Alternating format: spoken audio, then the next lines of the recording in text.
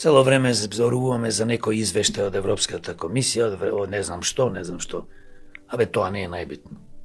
Најбитно е што ни се случува во Македонија. Јавната администрација со секоја нова влада расте. Огромно оптеретување на буџетот на Македонија. Значи, не може јавната администрација треба одма сега итно да се намалува. Ние не можеме на овие политички криминални структури да му ги плаќаме нивните гласачи. Најголем работодавач во Македонија е државата. Кај го има? Кажи која фирма во Македонија има 150.000 вработено?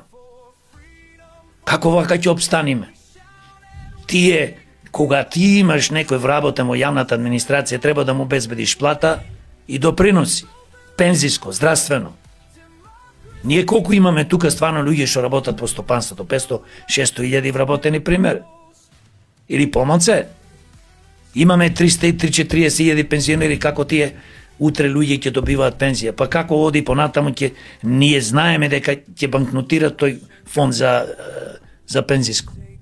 Здравствениот фонд ќе банкнотира и тие се банкнотирани. Само овие лажат, земаат кредити и ја покриваат дупката од кредитите, од буџетот.